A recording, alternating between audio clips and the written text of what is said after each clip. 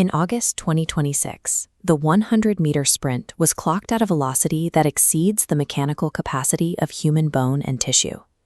For 17 years, the limit of bipedal speed was defined by this moment: Usain Bolt's 2009 performance in Berlin.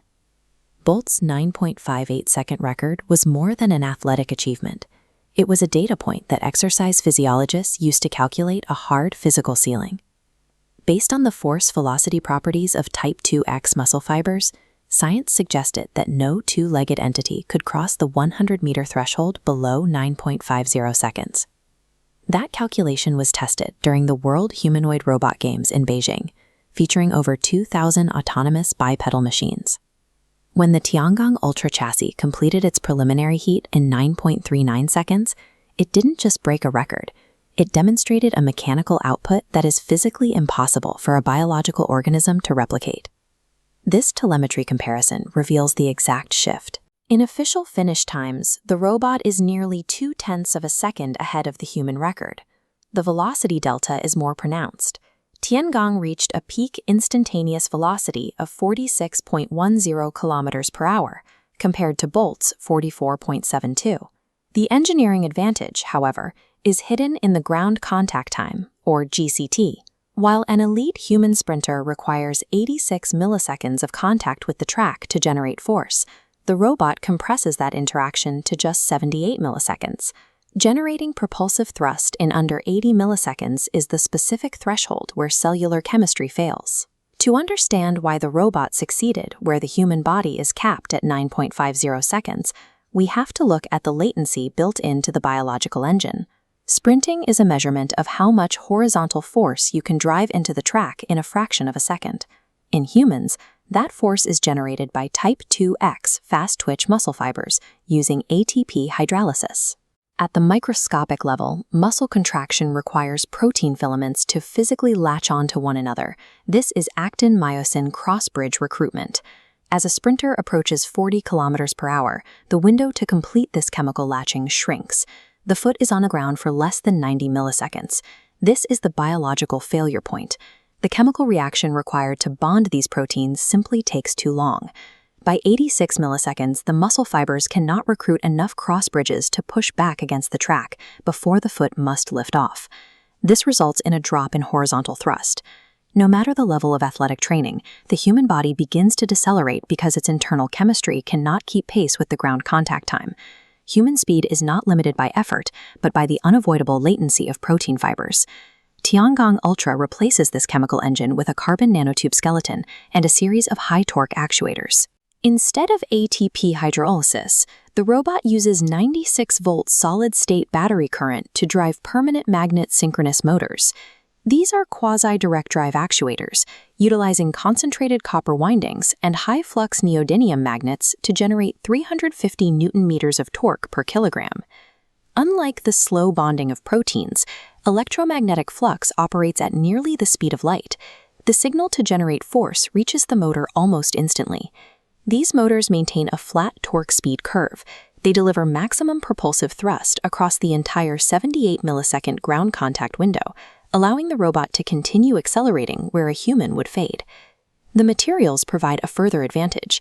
While human tendons tear at stresses above 10 megapascals, titanium springs can store and recycle impact energy at over 700 megapascals. This system has no metabolic fatigue. It does not produce lactic acid.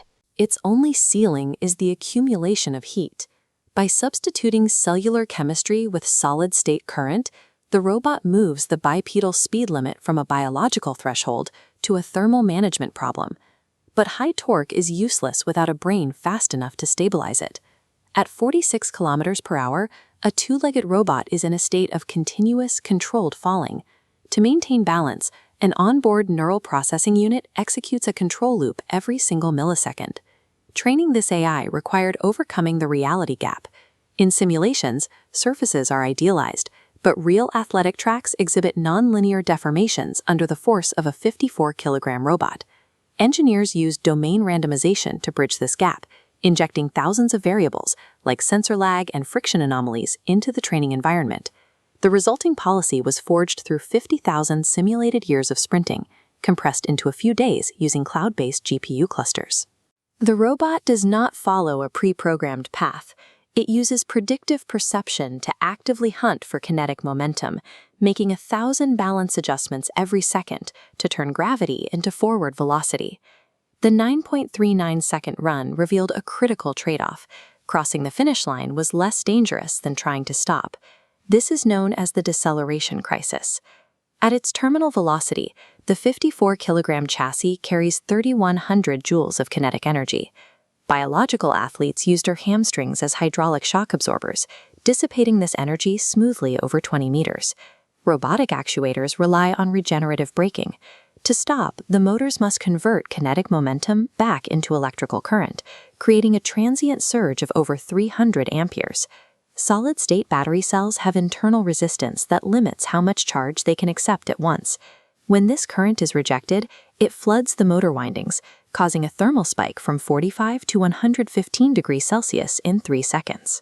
The result in Beijing was a series of mechanical seizures and crashes. It proved that while synthetic systems excel at acceleration, biological muscle remains the superior architecture for elastic shock absorption. The ability to dynamically balance a bipedal frame at 46 kilometers per hour has applications far beyond the Olympic track. In industrial logistics, humanoid couriers capable of these velocities could triple the throughput of semiconductor fabrication plants and mega warehouses. In search and rescue, these platforms could sprint across post-earthquake rubble to deliver medical supplies to zones that are inaccessible to wheeled vehicles. Defense organizations are already analyzing these dynamic gate policies for autonomous reconnaissance and frontline logistics in contested urban environments.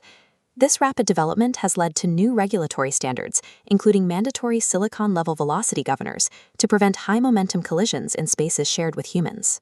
The sprint records in Beijing served as a laboratory proof of concept for a hardware architecture designed to redefine industrial and defense capabilities. Usain Bolt's 9.58-second record is likely to remain the absolute peak of human biological potential. But the Beijing Games showed that the bipedal form is no longer constrained by those organic limits. Physical supremacy is moving away from the genetic lottery and toward a contest of algorithmic optimization and semiconductor architecture. The metrics of bipedal speed have been changed by a new set of physical variables. We have reached a point where the limits of the physical universe are increasingly dictated by the embodiment of neural networks in titanium and silicon.